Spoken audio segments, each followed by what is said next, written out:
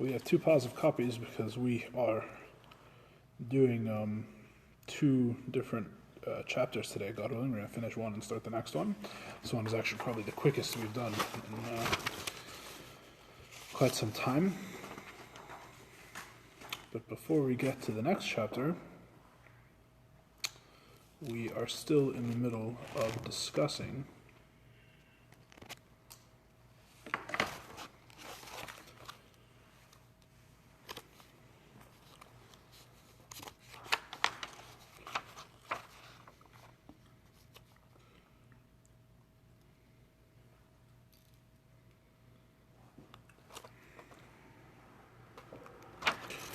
we are on page 164/165, I believe. I'm not 100% certain. I didn't mark where we finished last week. I think that's where we are. And we are in the middle of a discussion about the difference between Or and Shefa, between light and what we've been translating as influence or flow of God. And what these two things are basically two different metaphorical constructions that we're using to try and understand the nature of godliness. Godliness being, as we've discussed in previous classes, the third thing. There's God, there's the world, and then there's something else. There's an expression of God which is not a creation.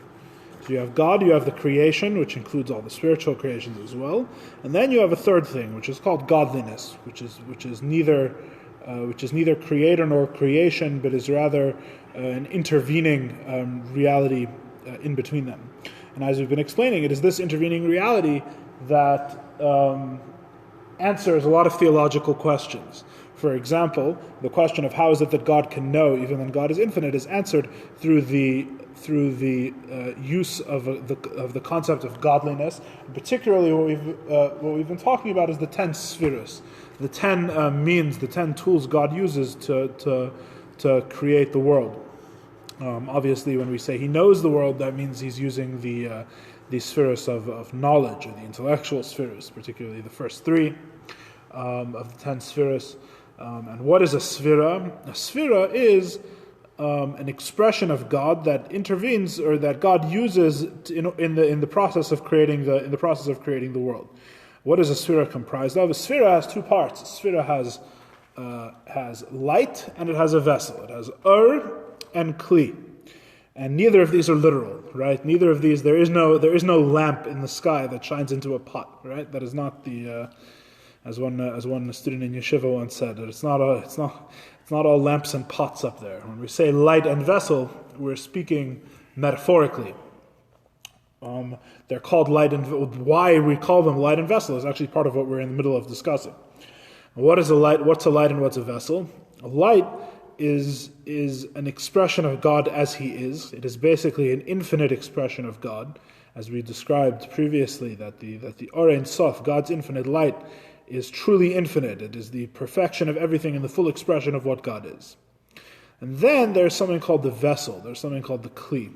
And the vessel is something which takes the light and makes the light into a specific thing, right? The vessel affects that the same light that shines through the vessel of knowledge becomes God's knowledge, and the light that shines through the vessel of kindness becomes God's kindness. That's how we've been describing it so far, at least. And the entire question of how it's possible that an infinite light should be given a finite definition by the vessel is the question that we're discussing. Our question basically is, how can it be that the light and the vessel are united to the extent that what the vessel accomplishes is what God accomplishes, that when we say God knows through the vessel, it's actually God knowing, and not just the vessel or some external creation knowing, in which case we have to say that the vessel to some extent is part of God, as it would seem, or united with God to some extent, right? We've been using the description of the soul and the body. So in that metaphor, the vessel is therefore, so to speak, the body of God. We have to understand what that means. How can it be that the infinite reality of God, which is totally undefinable, as we've discussed, is able to be reflected or conveyed through the vessels of some sort of spiritual body, right? Alternatively, we also asked we also said that, second, I forgot, it's not good.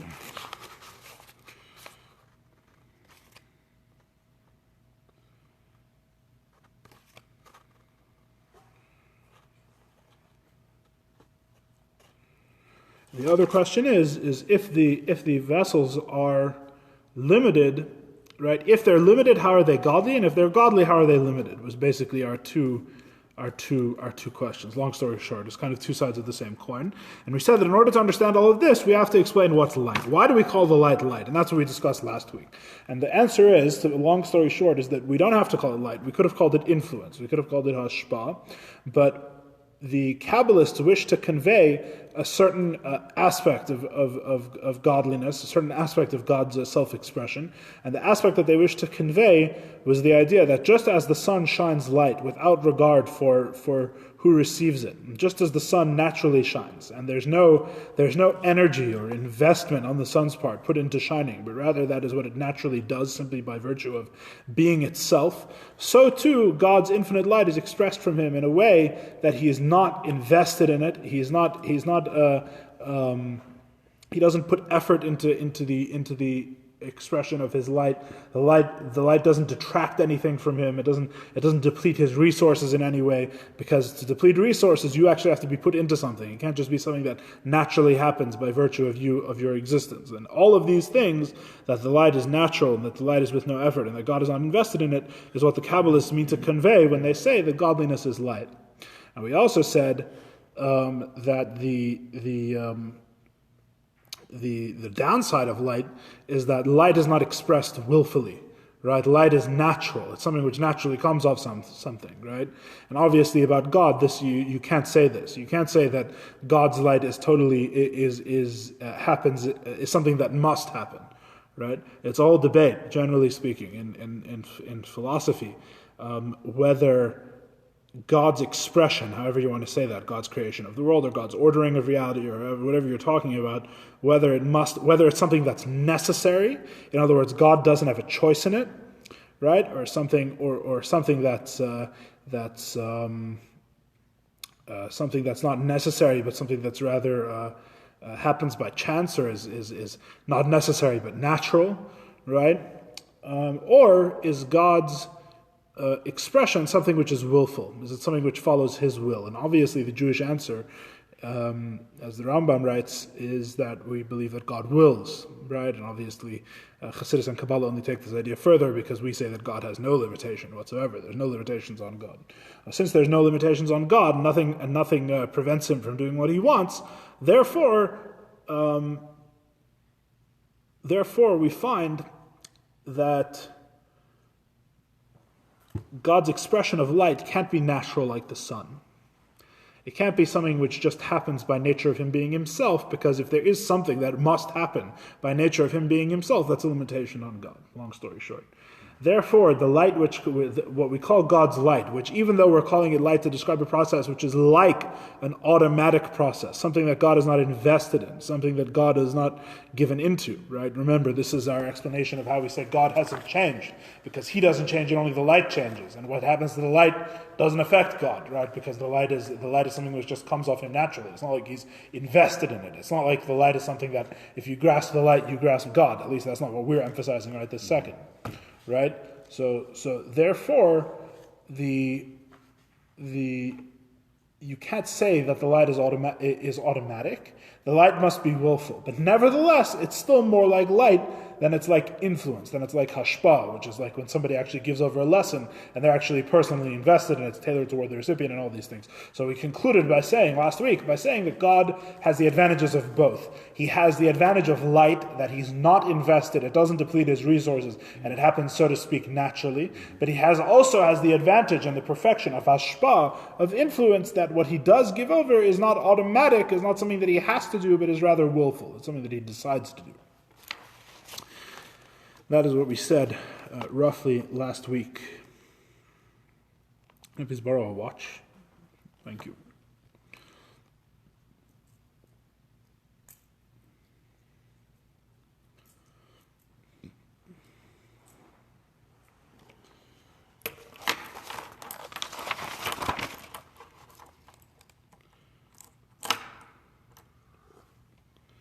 Okay, we are at the bottom of page 164. 4 lines from the bottom of page 164. When God created the world, meaning with his simple will, his will was to shine forth a ray of light. As we said before, this light is only a ray, right? The emphasis of a ray is that the light is insignificant compared to the source, right? A ray is nothing compared to the sun, which gives out rays of light. What is one ray of light compared to the sun? It's basically of no consequence whatsoever. That's usually the emphasis of a ray. And that ray, which God shone out, became the source of all life. Everything that was created by that godly light. Therefore, before the world was created, you could say metaphorically that the light was still included within its source. Good evening. The light was included in its source. The meaning that there existed within God the ability to create the world, to shine out this ray, which is the infinite light. So again, we're on page 167 in the English of these copies. Yes, page 167. So, keep on the back. One more.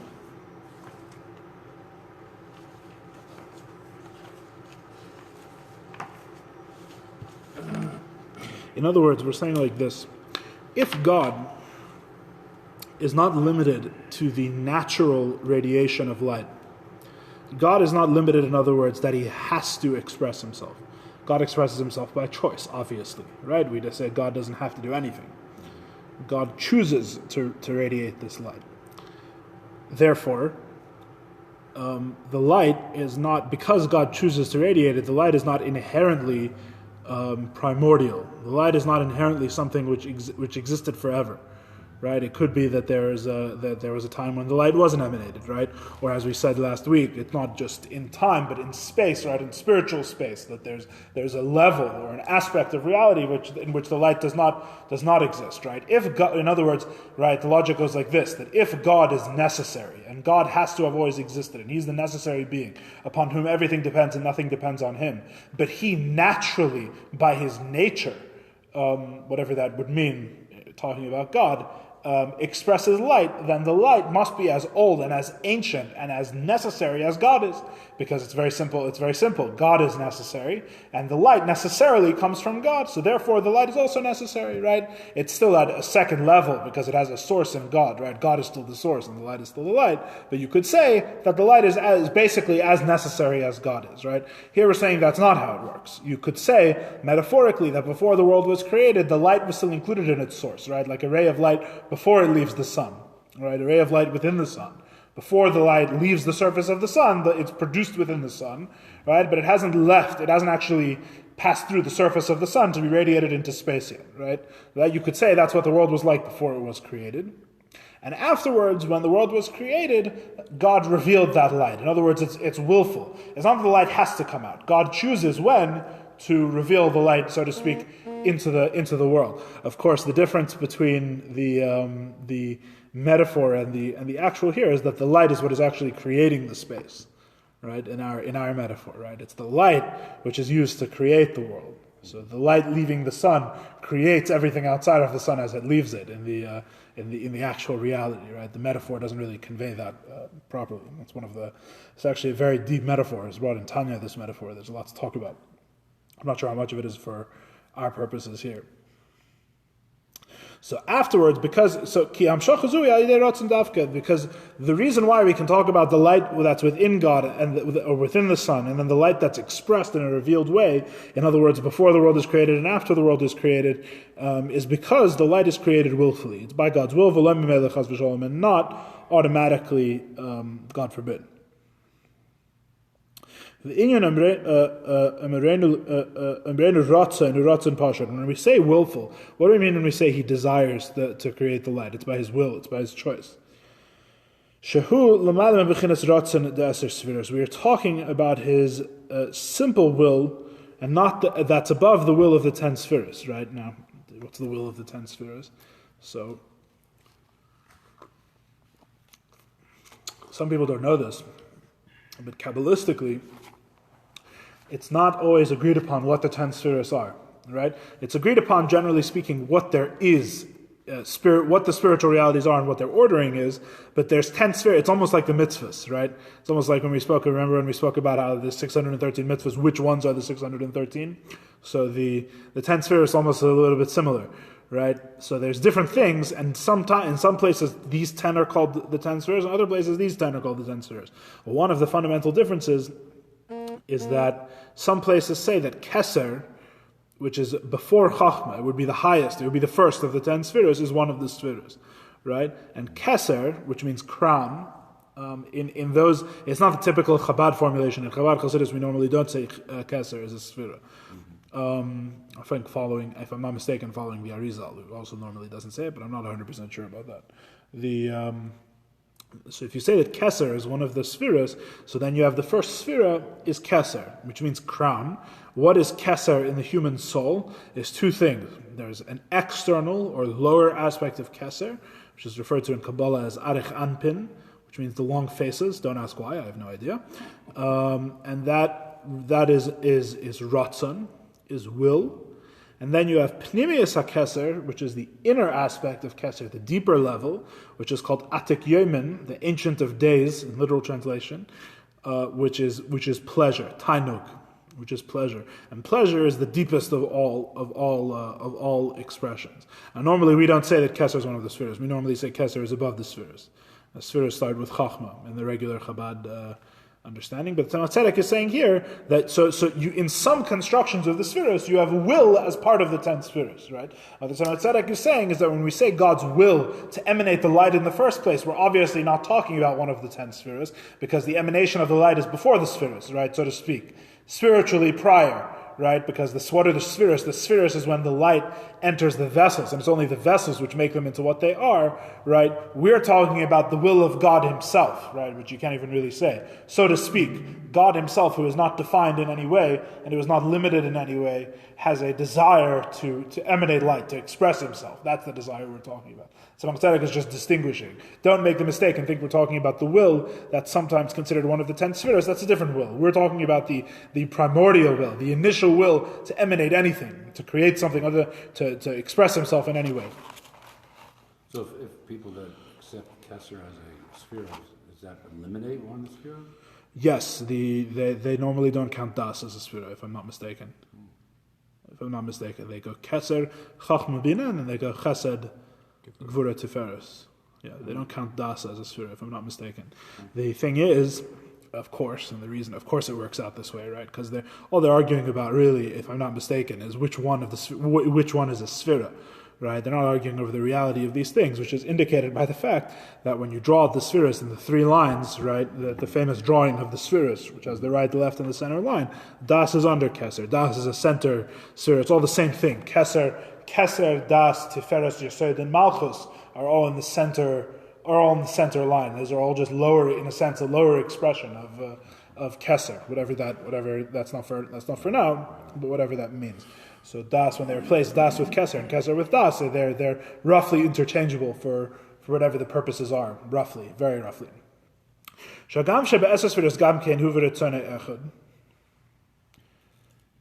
Because even though you could say about the 10 spheres that he and his will are one, right? Meaning to say, just like we've been saying, you could say about the 10 spheres, he and his kindness are one, right? Or he and his knowledge are one, because when the light goes into the vessel is totally unified with him, and we say that that's God's wisdom or God's kindness.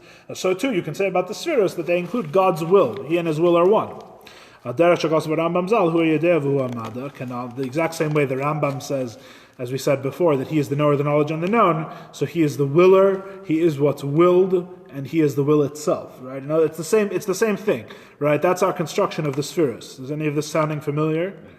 Yeah, when we define the vessels of the spheres, the spheres themselves as reflecting the Rambam's understanding of God. The highest understanding of God you can reach, starting from the world and working upward, is to extrapolate away and to use negative theology, right, to say what God isn't, even though you can't say what He is. And when you do that, you reach the highest understanding that the Rambam reached, which is that God is the knower, the knowledge, and the known. And we said that this is true in the spheres, right? We said that the knower is the light, the knowledge is the vessel, and what's known is the unity of the light in the vessel. And that's the knower, the knowledge, and the known in Kabbalah. Right? And they're really talking about the same thing. The Rambam was speaking philosophically about a reality that Kabbalah acknowledges in the spheres of Atzilus. Right? That should all sound, I know that was very fast, but that should all sound that should sound vaguely familiar because we learned this before. So the same thing about will. If will is a sphere, you would say the same thing. He is the willer, he is what's willed, and he is the will itself, the faculty of will. Right? And all united as a sphere, the same way we just said about knowledge. We've explained already that He Himself, in His essence, is far above any of this. When we say, therefore, when we say that God wills to emanate light, we're not talking about a sphera, right? Again, we have at least three stages that we've been talking about. You have God Himself, who is totally removed from everything and is totally undefinable. You have a will. God wills, we're saying, to emanate light. Light is the fullest expression of what God is. God desires to express Himself, and that is Orein Sof, God's infinite light. That expression comes into 10 vessels which define them and limit them and give them a specific nature, which is what we call the 10 spheres, right? So when we're talking about the will to emanate the light, that's high above the spheres with their vessels, right? That's down here. The will to emanate is the second thing on our list. There's God, and then there's His will to emanate the infinite light. But when we talk about that will, the Tzemach Tzedek says, what we mean to say is we're simply saying that He doesn't have to do anything. That's all we mean. In other words, when we say will, we're not talking about a specific thing that you can actually understand. It's a word basically without definition. All we're saying is that he's not forced to do anything. That's all we're saying. We're saying that God doesn't have to do anything, and therefore we say that He emanates by His will, and rather than by compulsion. Good evening. So the spheres themselves, in a sense, they are the vessels, are they not? I mean, aren't they? No, the light and the vessel together, at least according to what we've been explaining. But the vessel itself, which is godly, to hold the light. Yes. That itself is just a contraction. Aren't these all just contractions in a sense? It's to some extent yes, and to some extent no. We're actually going to talk about it more in the next chapter. We'll talk more about contractions.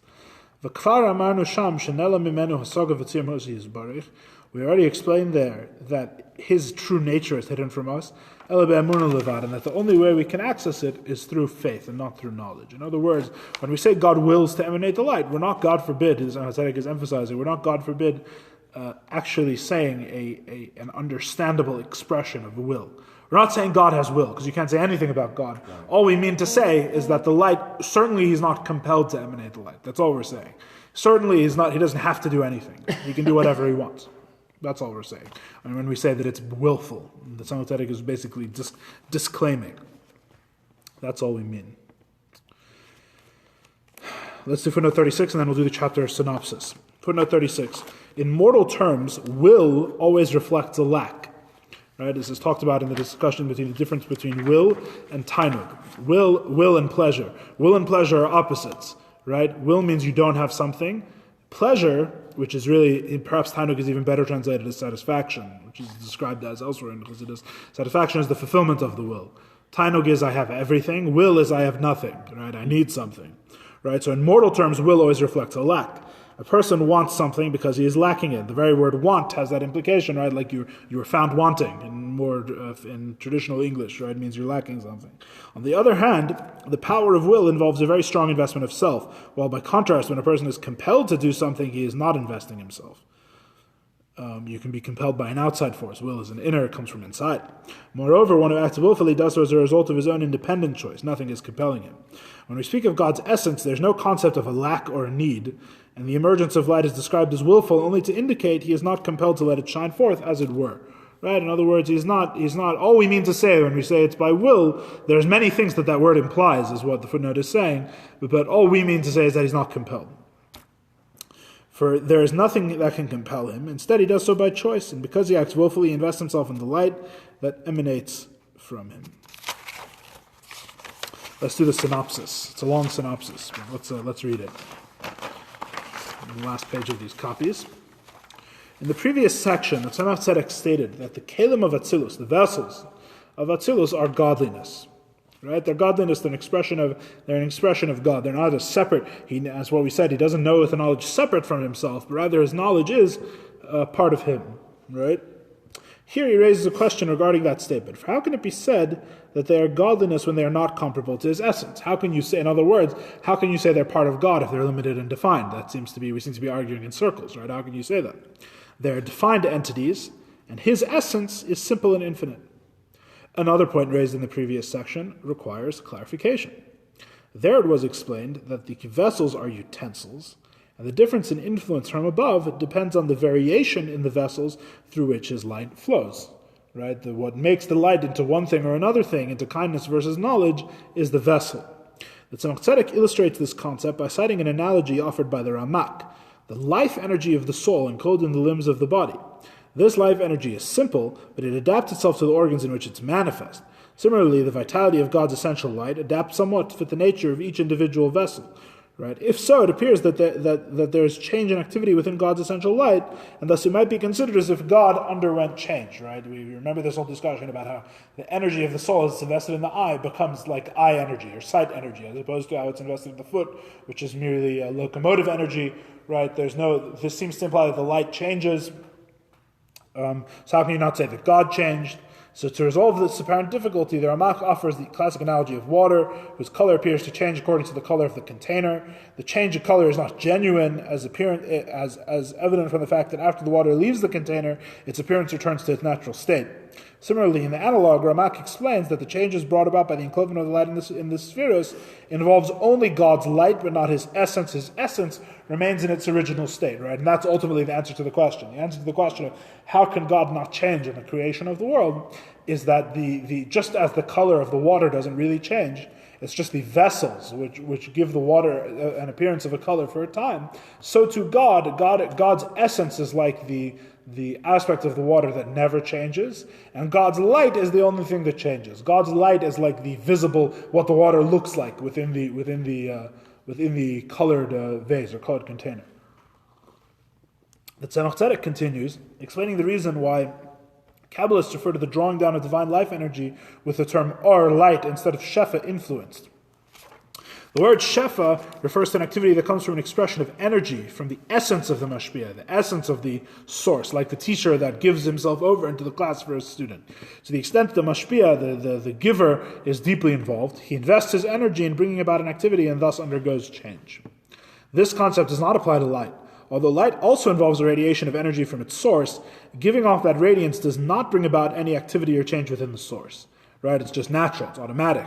Accordingly, afterwards, the source is the same as it was before the light shined forth. There is, right, just as we said, if you put a huge bag over the sun, right, it wouldn't make one difference to the sun whatsoever. Right? The fact where its light goes to and who its light reaches, and the fact that it actually is visibly shining makes no difference to the sun at all, because it's natural. It's a natural expression. Right? There is, however, a natural automatic. There is an advantage to a mashpia who conveys influence compared to the sun which gives forth light, because influence is dependent on will. He decides whether to convey it or not. In contrast, there's no power within the sun to prevent its light from shining forth. The sun can't stop shining. In truth, these two concepts are dependent on each other. Something that comes from one's own will requires his personal involvement, and therefore he has a choice and the ability to stop it. Whereas light, which emerges effortlessly, you don't have the choice whether to stop it or not because it's automatic. This limitation, however, applies only to created beings. God, by contrast, possesses both qualities, for all positive qualities come from him, right? This is the fundamental concept. God lacks nothing, right? It's only the limitations of things that he doesn't have, but the qualities he has of all things. So he doesn't have the limitation of light or the limitation of influence. He has only their qualities. So he can give forth light willfully, right? Only God can do that. he radiates light willfully and thus invests himself in the light, but the emanation of the light does not cause him change. So in other words, at the end of the day, this explanation, at least that we have so far, for how it is that God doesn't change in the process of creating the world, is a little bit like the Rambam's explanation of the nature of God, in that what we're saying essentially is that we don't understand, we don't really understand the way that God expresses himself. All we can do is explain how it's not the same way that a human being expresses themselves. When a human being expresses themselves willfully, that means they're invested. And if a human being expresses themselves non-willfully, if we find something in nature like the sun, which just naturally radiates, that means that they cannot control what they do. God is not like anything in the world. God has the qualities of both. God is able to express himself like the sun in a way that the expression is like it's natural and automatic, and he is not caught up in that expression. That's why there's a distinction between him and his light. That's why when changes occur, and one light becomes kindness and one light becomes knowledge, right? The God himself does not change because the light is an external reality. He's not invested in it. On the other hand, he's able to willfully create what he wants with the light because he's not limited like the sun that the light has to be automatic. He has the qualities of both, which is a very long way of saying that we don't really understand how it works. We don't fully understand. You can learn more about light and about influence and understand that God has the qualities of both, but since we don't know anything in the world that can possibly have the qualities of both, it's very hard to understand. But this is the general idea, that the change occurs only in God's light. We haven't got back to the vessels yet and how that whole thing works out. We didn't answer that question. We're still on light. But the change occurs in the light, and what changes in the light is basically external to the true reality of God. Just like the light of the sun is external to the reality of the sun. You change the light, you do not change the sun. The only thing that happens in the process of creating the world changes in God's light and does not change God, even though all of those changes are willful. He can desire it, and he can will it, and it can be completely under his control, and it cannot change him, because he has a way of expressing himself both as light and as an influencer. He has both. He has both aspects. That's the explanation, basically, of this chapter. Okay, let's stack these copies. We have fresh copies. We're on to the next chapter. We've got those. These are the new ones. In 15 minutes, we can start. Here you are. Chapter 6. We are on chapter 6 of Mitzvahs Hamanos Elokus, the mitzvah of faith in God, as printed in the Tzemach Tzedek's book Derech Mitzvosecha. We have 12 chapters. This is our halfway chapter, and we are actually discussing faith in God, but it's a very, very long and involved discussion. To put it lightly, we've wandered very far away from that. We've wandered a little far away from that topic, but we will get back to it. Don't worry. So we won't discuss vessels here either. Oh, we're getting there. We're getting there. Okay. Let's read footnote 1. It's like a little introduction Rabbi Tager wrote here. In the previous section, the Tzemach Tzedek questioned the definition of the vessels as godliness and the fact that God's light does not change as it includes itself in them. To explain these issues, he elaborated on the uniqueness of God's light, how it does not cause him to change and yet is willful. Right? It has these two sort of opposite qualities. Having clarified these points, he proceeds to expand on the subjects of or, light, and tzimtzum, which are the contractions Barry was talking about, so that he can clarify the concepts he had raised originally. In other words, now we're going to talk more about tzimtzum, about the famous contractions of Kabbalah, and then we're going to get back to the vessels eventually, and we're going to see how this all fits together. Okay, chapter 6. Page 173. Sorry. No problem. Did I miss something earlier about the contractions? Barry just mentioned it very briefly. We're going to talk about it now. We're going to say what it is. Okay, chapter 6. The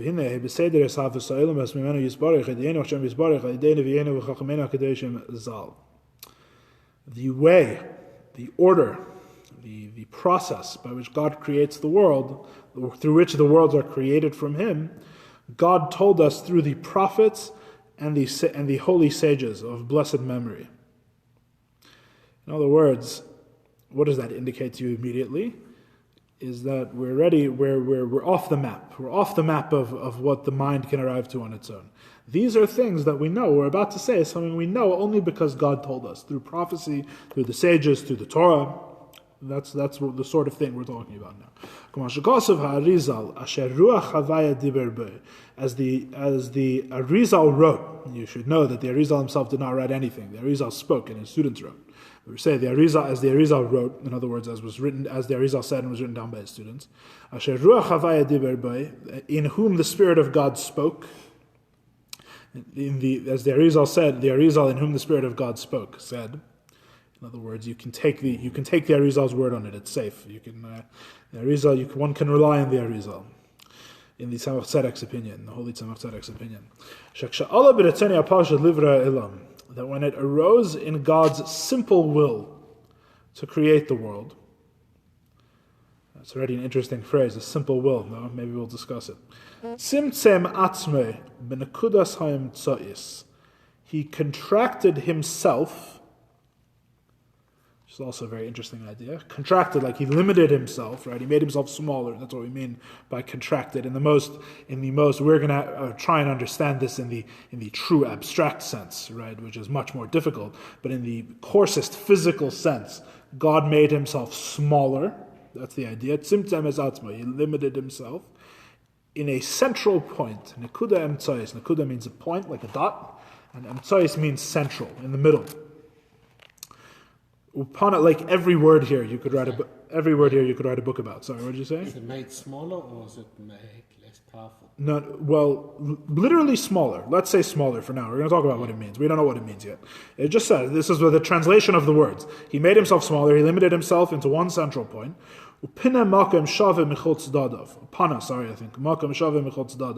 And he emptied. He made an equal space.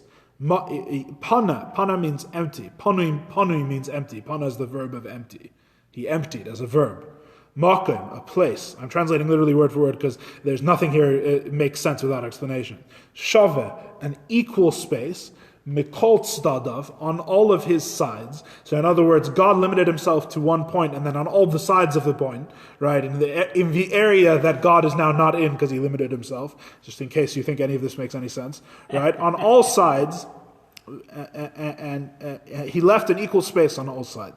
V'nikra chalal u'makam pani. This space is called the chalal. The chalal means the void, and the makam pani means the empty place. This is called the void. When God created the world, he contracted himself into a central point, and he made equal space on all sides, and that space is called the void, or the empty space. Okay? But when God, this is Kabbalah, this is basically Kabbalah's creation story. This is like Kabbalah 101. And you say, how does God create the world? Right? You have an infinite God. How does God create the world? The first thing God has to do to create the world is make less of himself. Because long story short, the simplest way of understanding it is that if the truth of God is present in a place, and the truth of there's no room for anything. When we say room, we mean room conceptually, right? There's no room for anything else to be in the place where God is being. If anything else tries to be there, it is totally nullified before his existence. There's no room for anything other than God to exist. It's like it's a place that he all there was his subjective existence.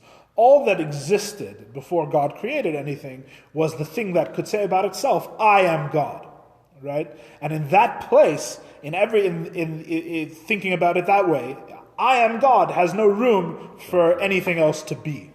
Right? In fact, being implies some sort of objective separation from God's reality, God's sense of himself. Right? It's impossible for there to be something there. Right? It's like saying you could create a literal physical universe inside your own head. It doesn't work that way. Inside your mind is a better way of saying it. Sorry. Your sense of self, your own subjective reality is all there is to your mind. There's no room for anything else to be there, conceptually. Right? You understand what I'm saying? Very roughly, very basically. So he had to create space. So he created a space. He limited himself, whatever that means. He limited that subjective reality of God. He limited his I to a central point. Center of what is a very good question. Central point. And around that he left an empty space. He contracted himself, and a space was left over. How can a space be left over? What does that even mean? Well, he didn't exist in space in the first place, so that you should have asked earlier, right? But a space was left over. A space was left over. Okay, that's where we are so far. But reshimu nishar sham. There, left over was a reshimu. A reshimu means a trace or a remnant, right? Like if you write on paper with a pencil and then you erase it, what's left is the reshimu. No, nothing to do with DNA. It's a trace. It's like a literal trace left on a paper. It's what's left over when something passes, right? So when God contracted himself, what was left over all around him was an empty space. All that existed in that empty space is the reshimu, is the remnant, is the trace of God's presence. Mina or shaya kedem, the trace of the light that was there before. The light is removed, but the light leaves a trace. Just like if you write on a paper with a pencil and then erase the pencil mark, there's a groove left or a mark left on the paper. That's like the reshimu. Where the light was, there is now a remnant. Va'amnam, however, ena bechinas miut ba'or chas v'shalom, rak nistalik litzdadim, rak nistalik litzdadim. However, the light was not reduced, God forbid. The light never went anywhere.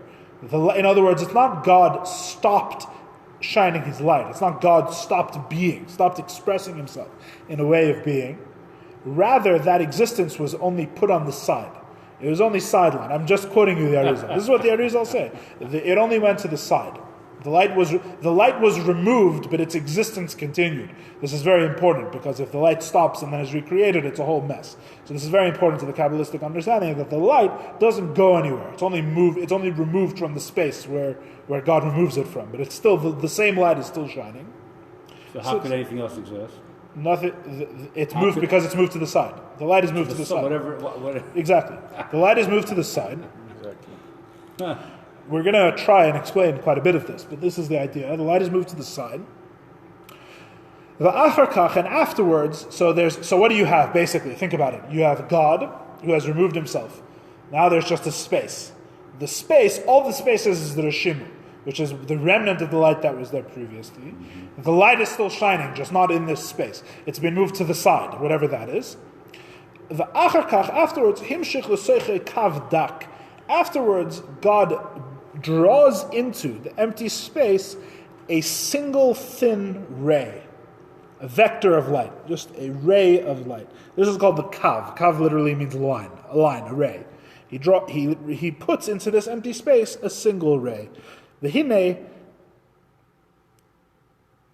puts in a single ray. Now we're going to start explaining it after this. Okay, so that's what the Arizal says. The Arizal, there's a single ray. From this single ray, everything is created. This single ray, and the process of that ray being shined into the remnant, into the reshimu, into the place left over from where God took his light away, that process is what creates everything that exists. This is the Kabbalistic story of creation, so to speak. This is the Kabbalistic explanation of the way in which God creates the world, according to the Arizal.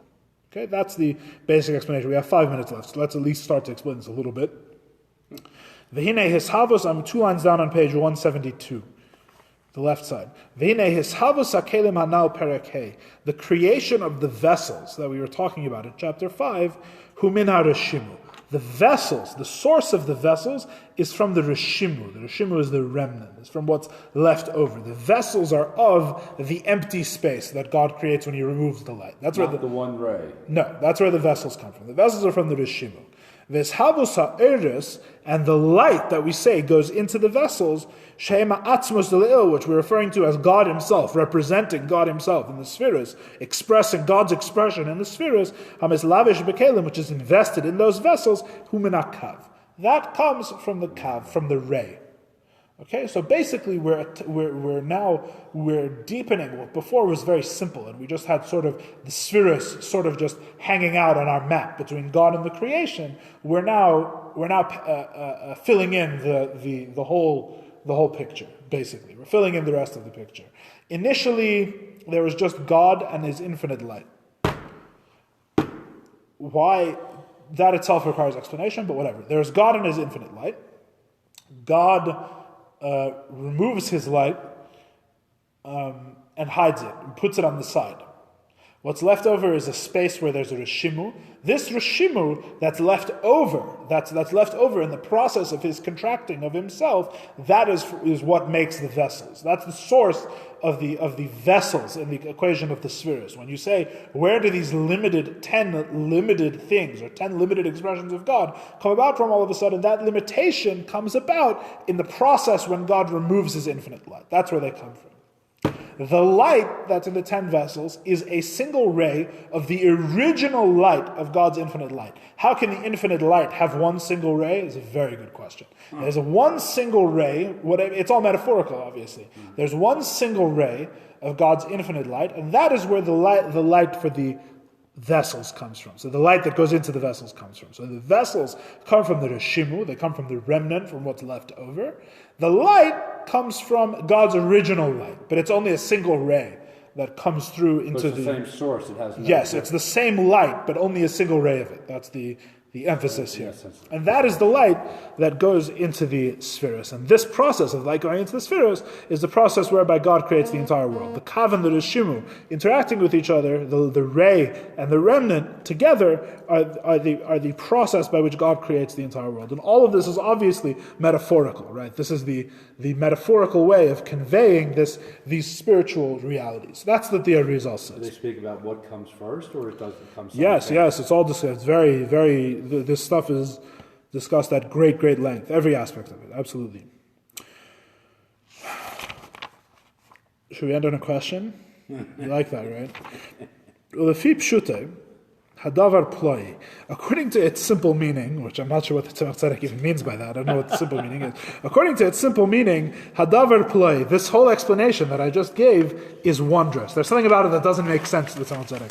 Which to say that something doesn't make sense means you understand it in the first place, and now you're saying there's something about it that doesn't make sense. All right? What's the Tzemach Tzedek's question?